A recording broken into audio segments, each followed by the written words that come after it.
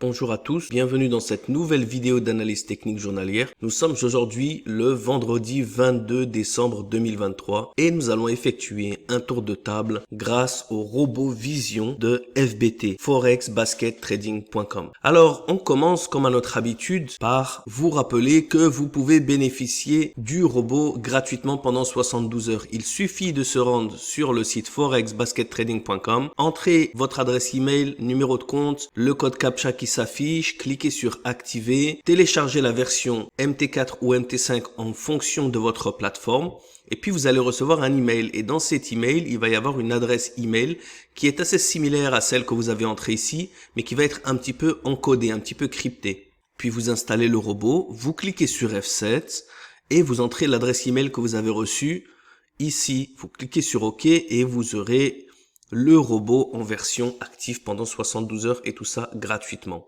Alors maintenant, on peut commencer avec notre analyse et comme à notre habitude, on va commencer par regarder l'indicateur Power qui est très important. Alors, bien sûr, il y a certains paramètres à prendre en compte, je les répète, nous sommes en fin d'année, il y a Noël qui approche, on est vendredi, donc attention, la liquidité qui baisse de manière très forte, donc la volatilité peut être incontrôlée.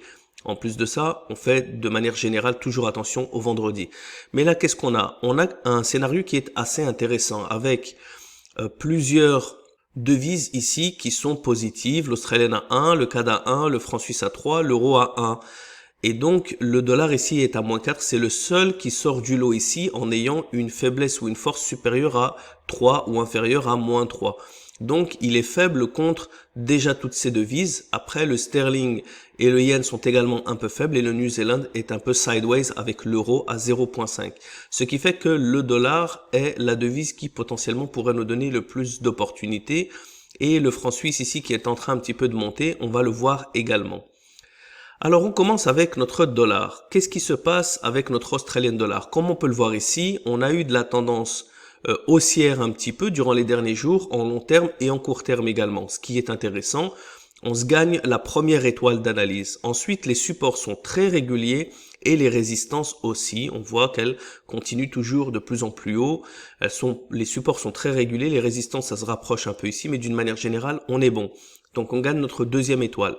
Au niveau des locks, on a une lock ici qui n'est pas passée. Donc les prix redescendent sur le support précédent, ils sont pas si loin que ça. Une deuxième lock ici qui est respectée, la troisième lock ici qui n'est pas passée, qui va sur le support, et puis la dernière lock ici qui pour l'instant est respectée. On voit les prix qui viennent rebondir ici. Donc ils ne sont pas dans le meilleur scénario, les locks sont toujours plus hautes les unes que les autres, elles sont pas clairement respectées, mais il n'y a pas de signe de renversement, donc on peut leur donner une demi-étoile. Vendredi, on fait notre analyse le matin, donc on n'a pas encore la GMT7. Par contre, on est toujours au-dessus ici de la fermeture de la dernière lock et on s'approche du breakout, donc potentiellement on est bon. On pourra potentiellement donner une étoile, donc on est dans les alentours des 3,5, 4 étoiles. Ici, pour l'instant, on est assez bon dans l'Australian dollar. Donc là, j'ai donné un petit breakdown, une petite analyse un petit peu déconstruite pour qu'on puisse comprendre en détail comment analyser vraiment au niveau des graphiques si une paire de devises en vaut la peine. On continue sur l'euro-dollar. Voilà, l'euro-dollar par contre, il est en tendance haussière, il a fait ce gros retracement ici. Attention, parce qu'on est sur le point de faire un breakout de cette dernière résistance. Donc ça, ce n'est pas le meilleur des scénarios, mais le fait qu'on est déjà sur des plus hauts, ça reste intéressant. Les supports sont pas si mal, ils sont un petit peu proches les uns des autres. Les résistances nous font un petit retracement ici qui n'est pas idéal et on peut le voir ici avec les locks qui descendent de la deuxième à la troisième, donc ce n'est pas le meilleur.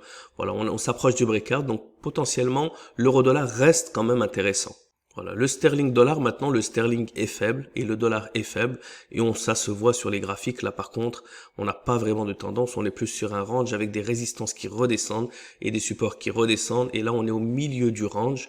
Donc le sterling dollar, on le laisse de côté. Le New Zealand dollar, le New Zealand est à 0,5. Par contre, on voit qu'il essaye un petit peu, il le retrace un peu. Là, on a un double top avec les résistances qui sont égales alors que les supports descendent un peu. Il faut faire attention. Si le New Zealand venait à se renforcer et qu'on avançait sur le breakout, potentiellement, il serait intéressant. Donc, on ne le laisse pas de côté, mais pour l'instant, on ne le prend pas en compte. Le dollar CAD est plutôt intéressant. On a une très forte tendance baissière à long terme et à court terme, on est bon. Au niveau de cette lock-là, elle n'est pas respectée, mais on voit les prix qui ne font pas un grand renversement. C'est juste un retracement au niveau de la résistance précédente. La nouvelle lock est respectée. Regardez comment les prix viennent rebondir ici sur la fermeture, puis sur la médiane.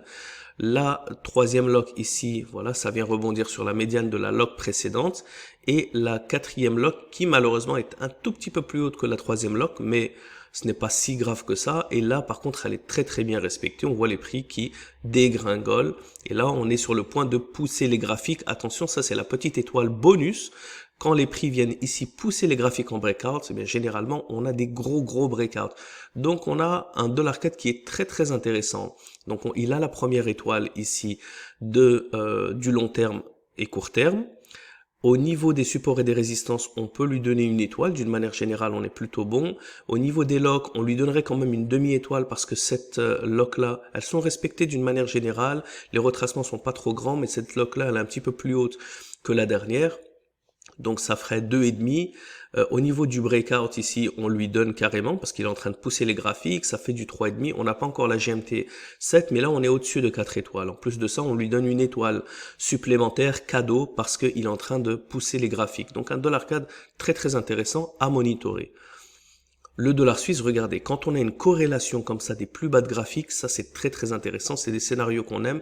À court terme, malheureusement, parce qu'on est vendredi, donc il faut faire très attention. En plus de ça, c'est le week-end de Noël, donc il faudrait vraiment éviter de rester bloqué pendant toute cette période de Noël, parce qu'on pourrait avoir potentiellement un gros gap à la hausse. Ça, on ne peut pas le contrôler, on ne peut pas le prédire. Donc on a de la bonne tendance long terme et court terme qui sont baissières. On a des résistances qui sont très belles ici. Regardez comment elles descendent. Le support ici nous fait un petit retracement ici. Rien de catastrophique parce qu'il continue quand même bien de manière régulière dans les supports précédents. Les locks sont toutes plus basses les unes que les autres. On voit celle-là qui est respectée. Celle-là qui vient d'être rebondie qui est respectée. Cette nouvelle lock-là également qui est absolument respectée. Regardez comment les prix viennent rebondir sur la médiane. Et la dernière lock absolument magnifique où les prix viennent simplement rebondir sur sa fermeture. Donc on est très bon sur le dollar suisse et on finit avec un dollar yen qui, les deux étant faibles, il est très mix ici. Il n'a pas encore atteint les plus bas. On a les supports qui remontent ici, les résistances qui remontent. Donc on le laisse de côté. On refait un petit tour de table pour se rappeler de ce qui était intéressant. Australian dollar, oui. Euro dollar, oui, voilà, c'était ce que j'attendais. Regardez, il est repassé entre 0,5 et 1. Donc, d'une manière générale, il est en train de faire son breakout. Il est très bon. Il faut juste que l'euro continue un petit peu avec sa force. Mais si l'euro passe à 0 ou moins 0,5, là, il faudra faire attention. Si l'euro reste à 1 ou 1,5, on pourra l'ajouter sans aucun problème. Le sterling dollar, non, les deux étant faibles. Le New Zealand dollar, potentiellement oui, exactement comme l'euro. On demande un tout petit peu plus de force au New Zealand, mais potentiellement on pourrait l'ajouter. Le dollar CAD, absolument oui. Regardez là, le breakout est en train de se faire en ce moment-là. Le dollar suisse, magnifique, c'est là qui a le plus grand écart, à moins 4 et plus 3,5. Il est en train de faire son breakout ici. Et le dollar yen, non, les deux étant faibles. Maintenant, je vais vous montrer pourquoi je commence par le dollar et que le suisse n'est pas intéressant même s'il est à 3,5. Et je vais vous donner la réponse tout simplement. Pourquoi? Parce que le dollar, il est en minorité. Il est faible et on a 1, 2, 3, 4, 5 devises qui sont fortes. Si le New Zealand passe à 1, si l'euro passe à 1, on a un effet boule de neige, que le dollar se renforce un peu plus, que se raffaiblit, un peu plus que le New Zealand et que l'euro, comme on peut le voir ici, se renforce. Et là, on aura 5 paires de devises d'un basket. Par contre, le franc suisse, il est à 3,5. Mais l'australien est fort, le CAD est fort, l'euro est fort. Donc potentiellement, il n'aura que contre le sterling, le yen et le dollar. Donc simplement contre 3. C'est pour cette raison que le dollar est plus intéressant car il a potentiellement un basket contre 5 devises alors que le franc suisse il en a contre 3. Mais on va quand même le regarder ensemble parce que potentiellement il pourrait nous donner un deuxième basket et ouvrir justement un basket trading de niveau 2. Donc on fait un petit tour de table de notre franc suisse. Australien suisse, les deux sont forts. Regardez comment ça range ici. Les supports sont tous alignés. Les résistances ici oscillent, sont en dents de scie, donc pas du tout intéressant. CAD suisse, il avait une sorte de tendance haussière, il est redescendu ici, les deux sont forts, il n'est pas du tout intéressant. Le suisse yen, voilà, le yen est un peu faible, il était un peu en tendance baissière ici, il est quand même mix, d'une manière générale, il avait une petite cassure baissière, là il s'envole, mais vous pouvez bien voir que c'est très irrégulier. Pourquoi? On a une lock ici qui est bien plus basse que la troisième lock. On a des résistances ici qui atteignent un top et qui redescendent. On a deux résistances d'affilée qui sont plus basses que la précédente. On a un support également, donc qui est plus bas que le précédent. Donc d'une manière générale, on est dans un retracement. On ne prendrait pas le risque. On a les prix qui sont au milieu du range. On ne prendra pas le risque d'ouvrir ce genre de paire. On avance sur l'euro suisse. Ils sont tous les deux un petit peu forts. Donc on a quelque chose d'assez régulier, d'assez beau. D'accord? Si l'euro s'affaiblissait, de toute façon, on voulait qu'il se renforce contre le dollar. Donc on préfère qu'il se renforce contre le dollar plutôt qu'il se raffaiblisse contre le suisse, parce que le suisse n'est pas très intéressant. Voilà. Le sterling est faible. Par contre, regardez, là on avait un petit peu de tendance baissière, les prix sont remontés un petit peu jusqu'au plus haut, et là on a quelque chose d'assez régulier. Les résistances sont très régulières, les supports sont très réguliers. On a un petit retracement ici, mais les locks sont assez respectés. Regardez combien ça vient rebondir ici. Donc on a un très bon sterling suisse, il est assez intéressant. New Zealand Suisse, voilà, les deux sont un peu forts, et là, comme vous pouvez le voir, on n'a pas du tout de tendance sur le New Zealand Suisse. Regardez ces longues mèches, et ça c'est ce dont je vous parle en cette période de fin d'année. C'est ce qu'on voit lorsqu'il y a un manque de liquidité. On voit des grandes mèches, on voit des prix qui montent, qui descendent dans tous les sens.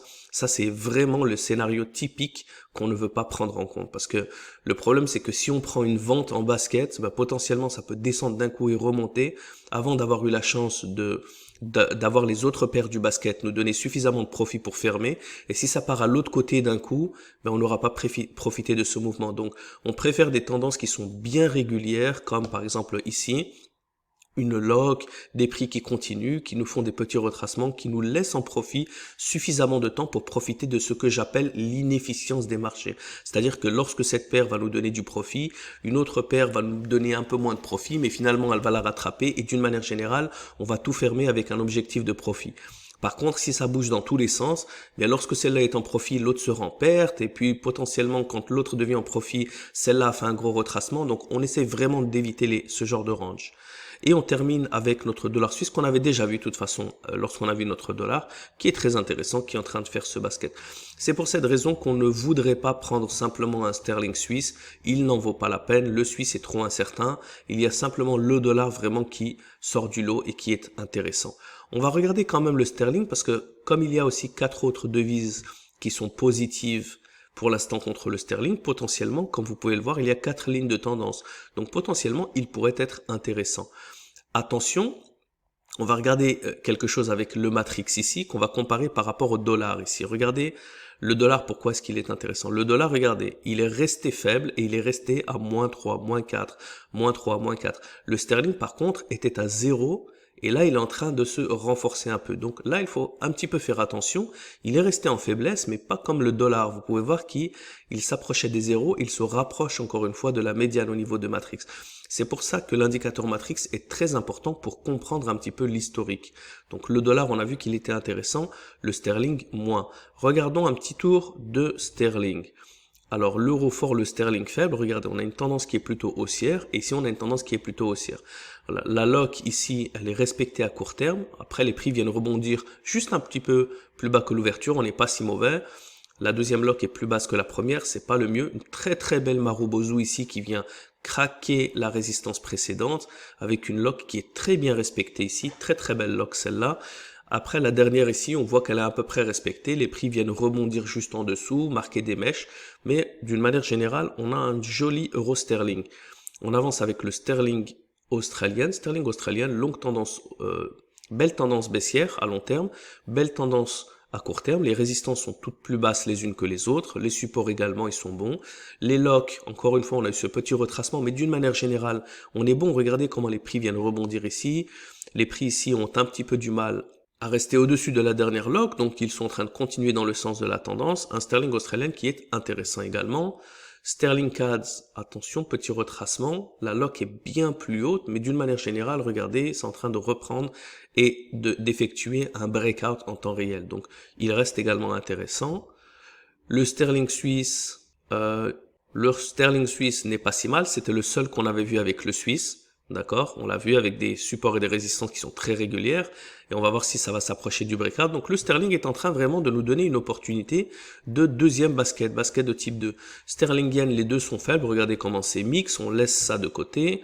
Sterling New Zealand, il était vraiment très choppy, mais là il est en train de nous donner de la tendance baissière, d'accord, Le sterling a fait un retracement. La deuxième lock est plus haute dans toutes les paires que la première lock, mais la troisième, la quatrième, elles sont un peu égales. Il est un peu mix et regardez, il est un peu proche de la médiane. Donc le sterling New Zealand, on ferait un peu plus attention. On préférait le laisser de côté, sauf si vraiment il vient marquer des plus bas et il nous donne une nouvelle lock intéressante. Et le sterling dollar, on l'a déjà vu avec le dollar parce qu'ils sont tous les deux faibles. Donc là, ils sont orange, on les laisse de côté. Donc on refait un récapitulatif du sterling qui est également intéressant, pas aussi intéressant que le dollar, mais très très intéressant également. On a opportunité sur l'euro sterling, on a opportunité sur le sterling australien, on a opportunité sur le sterling CAD, on a opportunité sur le sterling suisse, pas sur le sterling yen, le sterling New Zealand, on préfère le laisser de côté, et le sterling dollar, pas du tout. C'est donc ainsi que s'achève cette analyse journalière du vendredi 22 décembre 2023. Je vous retrouve donc la semaine prochaine pour une nouvelle vidéo d'analyse technique journalière. D'ici là, je vous souhaite excellent trading à tous et bon courage. Et je terminerai par un petit tour sur le site pour vous rappeler d'activer en cette fin d'année votre robot gratuit pendant 72 heures. Entrez votre email, numéro de compte, CAPTCHA, cliquez sur activer, téléchargez-le en version MT4 ou MT5 et installez-le pour pouvoir mettre en pratique toutes les vidéos que j'effectue et perfectionner votre trading. D'ici là, je vous souhaite un excellent trading à tous et de bonnes fêtes de fin d'année. Ciao, ciao.